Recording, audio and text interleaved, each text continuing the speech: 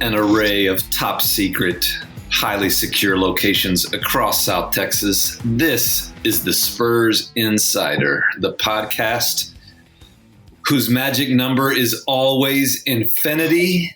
I am your host, Mike Finger, joined as always by Express News sports editor Nick Talbot, Express News beat writer Tom Ringo Orsborn, and the polarizing Jeff McDonald. And I'm going to start out, just be candid right from the beginning.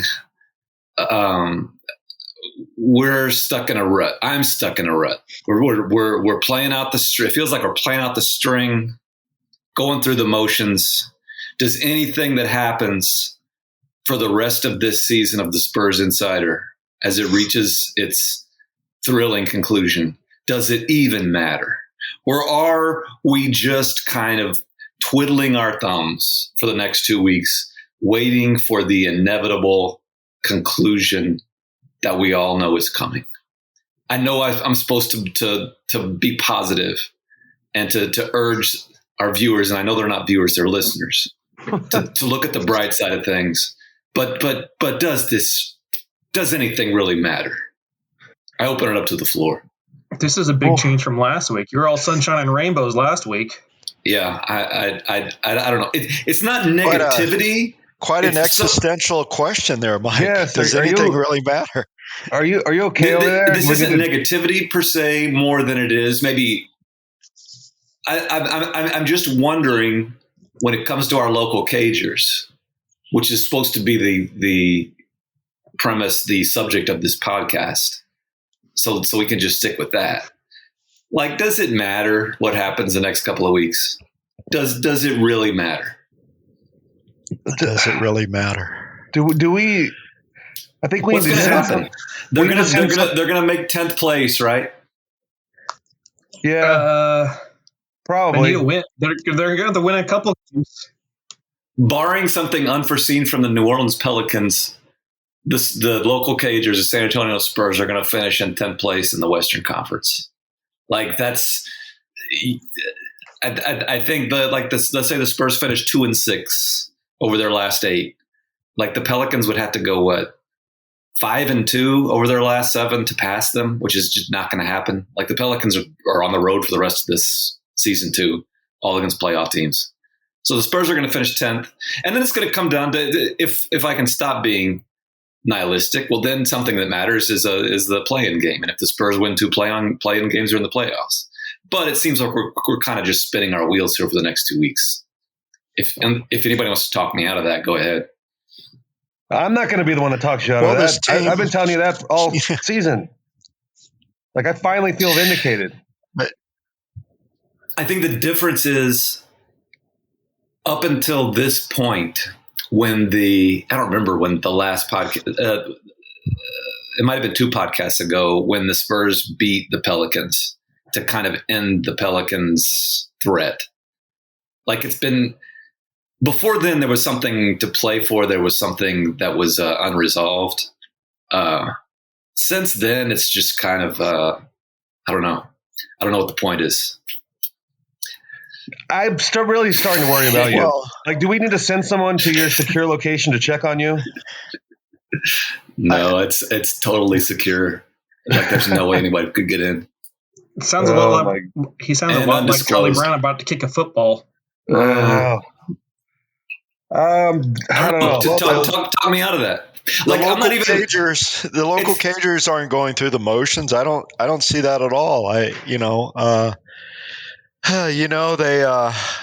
They were up on Boston. Of course, that was an epic meltdown, but they were up on Boston 32. They fall down 17 to Philadelphia. They fight back, almost pull that out in overtime. Yeah. Utah game. Utah is a well-oiled machine, as Rudy Gay said, and they came back in the second half, played better. I just don't see them going through the motions. I think they're. My point is, you're correct, and this isn't even a reaction to losses. Like that's not what has led to this outlook, because like like I've said over and over again, even the losses, there's a bright side to those, because when you're in the middle of the NBA, you're either getting closer to a higher playoff seed or you're getting closer to a higher draft pick, and it's fine. Mm-hmm. Like everything that happens to the Spurs this year is fine. It's just I think the play-in game in general is a positive thing for the league because so many more teams are in it. It gives like the Lakers and the Mavericks and the Blazers who were there trying to avoid that 7th seed. I'm enjoying watching them kind of have like there's impetus there for them to play well and for them to have to avoid that play-in game. I think it's a good thing. I think the Spurs are the one team in the middle of this who kind of have it set. Like they're probably not going to move up. They're probably not going to move down.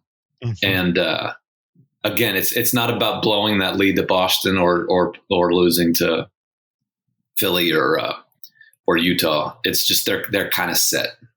And that's my point here. It's not doom and gloom. It's just I don't see much in the range of outcomes over the next couple of weeks that changes the most likely ending, which is a finish in the 10th seed and then a trip to whoever has the 9th seed in a 1-game playoff. But has that changed since last week? I mean, that kind of seems sort to be of. Yeah. I guess what the 3 losses did do is remove any kind of possibility, or I guess realistic possibility, that there could be some jockeying for moving up to 8th, moving up to a situation where they just have to win 1 game rather than 2. Well, it seems like what the last 3 losses did is cement.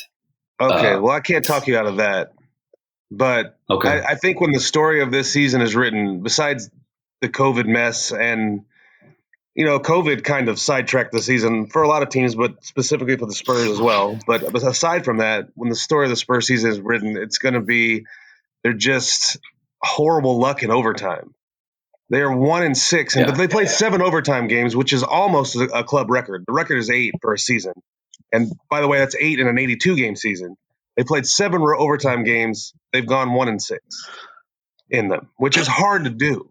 Like overtime games are kind of a coin flip. That's kind of like losing 6 of 7 coin flips in a row. So if they win roughly half of those, they win 3 out of the 4, or they get really lucky and win 4 out of the 7. Then maybe your nihilistic outlook is a little different right now. They have a little more to play for in the final couple of weeks. But the overtime, they're just going to overtime a lot and not being able to pull out hardly any of them has been sort of a storyline of the season. Can I beg to differ with that? No, because I'm right. I'm not allowed to. No, let's move on. I don't consider coin flips. I mean, I don't consider overtimes coin flips necessarily, especially when they're played against teams like this. When that game against the Sixers, when you had the San Antonio Cube Stakes, the backups who were playing inspired ball above their head, what have you. Like when that goes to overtime, it's a loss. And you can say that about you can say that about any specific overtime game, but when you have 7 of them and you win 1, that's some bad luck. I don't think any of those are coin flips. I think most of them, most of the time when games go to overtime, the better team wins. The Spurs haven't necessarily been the better team in most of them. I think you're talking about not losing 6 of 7 50-50 games, but more like you're losing 6 of 7 60-40. Okay, it was still bad luck. Coin flips 65-35. I'm not sure it's bad, totally bad luck. But point taken. Their record could be better, and I should point out that when all the people talk about the games that got away from the Spurs, there's probably been more that got away than they rescued from the jaws of defeat. But it works both ways. There are games that they won. You go to the 2 they won in LA. There have been games they won that they shouldn't necessarily have won on paper. So there has been some of both, but you are correct that when you talk about luck, there's been more bad than good for the Spurs this year. I mean, win 2 more overtime games, and I think you might be in 8th place right now if you win 2 more overtime games. I have, to be honest, I haven't looked at the standings since last night, but Yeah. I haven't viewed coin flips the same way since No Country for Old Men. That's kind of how the season feels. That's the season for the Spurs. They've lost way too many of those coin flips and got shot in the head. That is how the coin flip with the Sixers in overtime was. I mean, they weren't going to win it, much like when the man at the convenience store, the gas station, is staring at Anton Chigurh, who asked him to call it. I'm just thinking like what's her face at the end of the movie who says no, I don't want to call it. It's not about that. It's not about the coin flip itself. Yeah. The ending has already been written. The No Country for Old Men was a kind of a nihilistic look at the world we live in, wasn't it? So I think that's an appropriate reference for these final couple of weeks of the South season. Texas too. Yeah. Yeah. Well, the thing now, the storyline now is can they get back on track and get some momentum going, and so that'll be interesting to see. I mean, I like what Rudy Gay said last night. That's basically what it's all about right now, is just trying to get some momentum, and can they do that? Does momentum exist? Is it all a dog's dream? That's the question here. Uh-huh. Yeah. Uh-huh. No, I guess that's something. And they do need to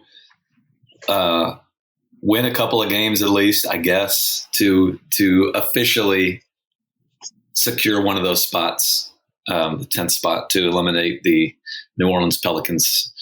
So obviously they don't have the same outlook that the host of this podcast has over these last couple of weeks. I'm just trying to put everything in some perspective. Another game against Utah on Wednesday. They lost to the Utah Jazz on Monday night in a game that was never really in doubt. Even though it wasn't a rout, it seemed like the Jazz controlled throughout. Get another chance against them on Wednesday. It seems like that was a missed opportunity, as I believe the polarizing Jeff McDonald pointed out in the triple take available on expressnews.com for a very reasonable rate, along with all of our local coverage. You can subscribe to the Spurs Nation newsletter and get the triple take in your inbox and all that other stuff. But Jeff pointed out that the Jazz did not make basically any of their three-pointers in the first half. They gave the Spurs an opportunity, which the Spurs did not take. I wonder if they will be as hospitable in the second game of this mini-series. I don't think so. I don't think the Spurs are beating the Jazz. The Jazz remind me, I mean, it's not a direct comparison, but they remind me of what the Spurs were when they were just running roughshod through the league a few years ago. Just a team that has been together a long time. Like DeJounte Murray was saying, everybody on that team knows their roles, knows exactly what to do, knows the system. They execute everything they want to do the way they want to do it. They can survive no Mike Conley and no Donovan Mitchell the way the Spurs used to be able to, put it together for a while if you wanted to sit Tim, Tony, and Manu, because all the role players on that team know how to step up and fill the breach. Just watching the Jazz play, you can tell they're a team that has been together a while, which is kind of a huge key to anything in the NBA. I mean, to me, that was the most striking difference of what we saw in that game last night. Was one team that has been together a while, knows what it's doing, and one team that is still, I mean, even at this point, is still learning each other and learning what to do. So I don't think the Jazz are gettable for the Spurs. Maybe I'm wrong. Maybe, it is the NBA. Things can happen, but I think a lot has to go wrong for Utah and a lot has to go right for your local Cagers for them to get a W in Salt Lake. If you're looking for a couple of wins on the schedule, I would look elsewhere. It's not a coincidental comparison of the Spurs to the Jazz. The Jazz have a lot of Spurs DNA is in their program, as we have mentioned on this podcast and in our newspaper in the past. Quinn Snyder, the coach, served in the Spurs system for a while as the Austin Spurs coach. You had Dennis Lindsey, who was in the Spurs front office. They have been upfront about wanting to base their whole organization on what the Spurs did. Another smaller market franchise, and you can see it like Jeff mentioned in the way they play and the way everybody knows their roles. It's built on defense. It's built on a lot of Spursian type of stuff. So, and they haven't won anything yet. Let's not crown them, but they're a really good team. I mean, you just watching them play, they're a really good team. Yep. I guess if you're looking for bright spots in the rest of the schedule, most of the teams that are left, with the exception of Sacramento on Friday, are playoff teams. So there's not a lot of automatic victories in there anywhere. But if you start thinking about the way the last week of the season might unfold across the NBA, with teams that might not have a lot to play for, even while they're near the top of the standings, you have that back-to-back against Phoenix to end it. And Phoenix is one of the best teams in the league. But are they going to be up for a back-to-back in San Antonio, like with not a whole lot at risk? Like, those could be a couple that the Spurs could grab the momentum that Tom was talking about, maybe get an extra win that they need to hold on to the 10th seed. Yeah, it would help the Spurs if the top of the bracket would kind of settle itself by then. Like if Phoenix is just out of everything, you could see them resting a lot of guys during that game. They're during that set, and they might do that anyway. Pop would. Again, back when they were a team that was playing for first or second, he would be resting somebody in those games, regardless of seeding, just to get them fresh for the playoffs. So you might get a way back. You might get a Phoenix team that is not at full strength. That goes way back to the Robert Sarver days of Pop. Arresting people in Phoenix, and Robert Sarver dressing up like a chicken because he didn't dress up like a chicken. He didn't dress up like a chicken. He dressed up like a chicken. No, he dressed up like he wore a complete costume. He made the universal sign for chicken on the sideline there. No, he was not a costume, but that was the joke afterwards where Pop said, well, now I know who was in the San Diego chicken costume all these years, which is a great line. Yes. It was a great line. But so Sarver was ridiculous because like Sarver, chicken. I don't know if you remember this, Sarver got mad at a preseason game. Yeah. The Spurs didn't bring a bunch of guys to a no, these are two different things. He was always mad about the Spurs resting people. Well, one was the preseason where he got on the microphone. I mean, what a ridiculous man. Got on the microphone, the PA microphone, at the arena, and apologized to all the fans and promised to make it up to him. I can't remember what he make it up. I hope he refunded all their money because that'd be hilarious, but he did not. What costume was he wearing when he got on the microphone? He was dressed like a podcast host. That means he was not dressed very well, if at all. I don't want to hear about this. The other this is where I'm glad that they are listeners and not viewers. Mr. Finger.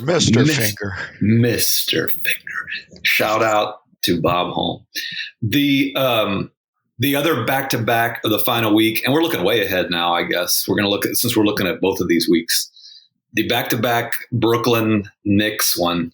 Both of those teams I think the Knicks just clinched their first playoff berth in 75 years, something like that. So maybe they won't have a whole lot to play for during those games. But there's going to be opportunities for the Spurs to build that momentum, to have something positive to think about going into the play-in, and maybe I will be wrong about the play out the string type of thing.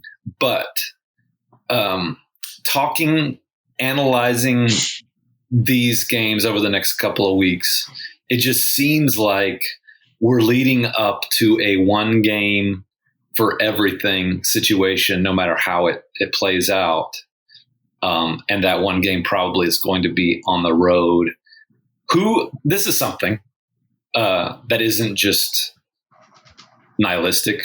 Who of the possible 9 seeds do you think is the best matchup for your San Antonio Spurs in a one-game playoff at that team's home arena? So the choices are your options.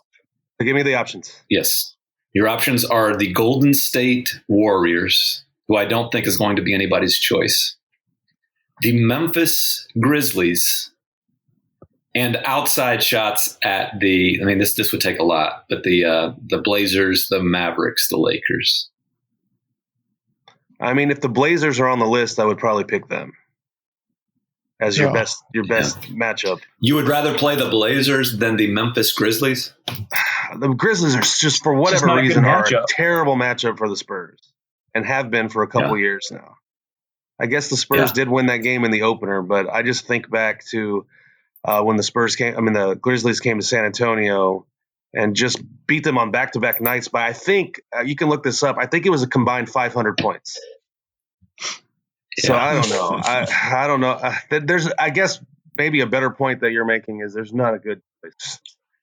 Like, I don't want to. I think it's probably. I would pick a team that doesn't play. As of this recording, so that's why I would pick Portland. Yeah. And as of this recording, the Blazers are they're red hot. 3.5 games ahead of Memphis, so it's probably not going to happen. Yeah, it's going to be either Memphis or Golden State. And you'd rather play the Grizzlies. No offense to the Grizzlies, but there's no reason to want to play Steph Curry in a single game playoff. Yeah, I wouldn't like that either. Except they don't. I wouldn't like that either. Just because of the Steph factor. But if you got one game where he just was a little off, then they have nothing else. I don't think. Yeah. And again, they're not going to defend you like Memphis will. So those are the kind of teams I think the Spurs in a one game playoff would have a chance to get, is if they can score at will almost. So I would still choose to not face Steph Curry, but I could understand the argument. That would be it'd be a fun matchup. I mean, it'd be a fun game to cover with Pop and Steve Kerr, and for us, it would be. I think it would be added to the list of classic Spurs Warriors postseason games. Right. That's right. 9th and 10th. They went from being 1 and 2 in the league and squaring off in the Western Conference Finals to 9th and 10th. Yeah. No, Nick will send us all to the Bay Area to cover it, I think. Via Zoom.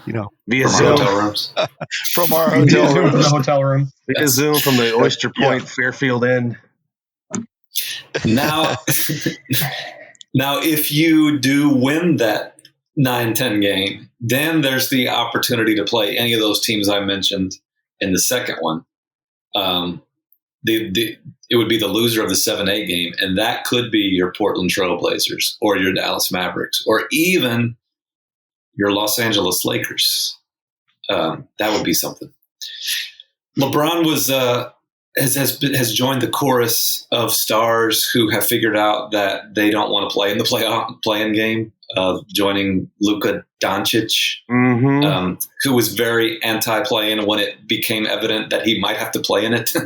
And that the same thing has happened with LeBron. I am an admirer of both Luka Doncic and LeBron James. I think they bring a lot of great things to the league. One seem to be wonderful young men, but they're both whining about some stuff that I think is pretty cool. And it's just a matter of they realize they have to play in it, and they're against it. Like I would like to take. I'm pro play-in. I would like to take this opportunity to congratulate the Portland Trail Blazers for spending like 48 hours in 7th place this week and not bitching about the play-in. Yeah. Like, good for them. Because everyone else that gets to 7th, that falls down to 7th, all of a sudden they realize, we got to play extra games to make the playoffs. You know, I'm with you. Yeah. It's funny how it's not a problem. And much like a lot of things that happen in America, it's not a problem until it affects you directly. And then you start. Yeah. I think I am the only person here that is anti-play-in game. What's your argument against it? My argument against it is I hate how many teams are in the playoffs, and it just why don't you just throw the whole league in the playoffs? I'm pro that. See, I'm anti that. Just shorten the playoffs. You want to make it interesting. I'm not like. I think baseball doesn't have enough, but in the NBA, 16 teams. It's more than half the leagues already making the playoffs. Now 20 out of 30. It's just at some point, it's just stick them all in. And then what's the point? Yeah, Cleveland playing a playoff game. You look at the Spurs, and we're already talking about where they're not going to beat the Warriors in that game probably. I mean, maybe they do, but in Memphis, they're not as good as Golden State. The top 8 teams are going to be the best 8 teams in both leagues this year. Outside of maybe you could make an argument if the Wizards don't make the top 8 that they're better than the teams above them. But I mean, when it's all settled down after 82 games, if you don't have the top 8 games done, if you don't know who the top 8 teams are, then, you know, I'm sorry. There's enough games to determine this. You don't need a play-in game what happens if you keep it and then one year the 8 seed has, 42 wins and then the 30 and the next team has 30 and you get beat, and it's just so you get a 10-win difference there. Sometimes you're just watering this down to a point of nothing. I mean, I just don't like it. Allow me to retort. Allow me to retort. Retort, Mike. All of what Nick said just now is true, but several arguments in favor of the play-in to kind of counteract that. First of all, none of these teams are bad. The Spurs are still they're still right at 500, and if you play 82 games and are right at 500 like that, I don't have a problem. Even if you're a little below, with getting an extra game, it's fine. It's fun. The other thing is, like, it's not a. It would be worse in baseball where the postseason is more of a crapshoot. In the NBA postseason, the best team usually wins the playoff series. So even if you let some extra teams in, it's not like they're going to be a threat to undo what, for example, the Utah Jazz have done all season or the Philadelphia 76ers have done all season. Like, they're probably going to lose anyway, but it just adds some extra intrigue to, first of all, the end of the regular season, where now you do have the Lakers and the Mavericks and the Miami Heat and the Boston Celtics and teams like that around 6-7 where they do have something a little extra to play for. The other thing is it cuts down on the number of teams who are just completely mailing in the last month of the regular season. More teams that have a little something to play for is good. So often, even with 8 teams in each conference in the playoffs, which seems like a lot, there's a lot of teams that are completely out of it early on. And most years, the last month of the regular season is what I started this podcast with, just people spinning their wheels, biding their time until the postseason. The other thing is, and this I think might be the most important, is if there is a temptation for, let's say you're in the 8th seed, 9th seed, you're in most seasons. If there's a Zion Williamson type talent at the top of the draft, you might be thinking, oh, do I even want the 8th seed? Do I even want to get in there? Or do I want to lose on purpose to fall out of the playoffs and into the lottery? When you're in this 7-10 situation now in the play-in, like that limits that, because if you get into the play-in and win, you're in the playoffs. If you get into the play-in and lose, you're in the lottery. Like, it smooths out those tanking divides. And I think that's a good thing for the league as a whole. I think it's good they smooth the lottery odds. I think this play-in is good for just to preserve the competitive nature of the end of the regular season.